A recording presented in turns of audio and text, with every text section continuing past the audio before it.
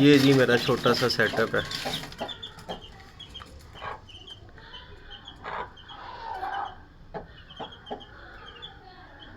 जहाँ पे मैंने अपने बर्ड्स रखे हुए हैं।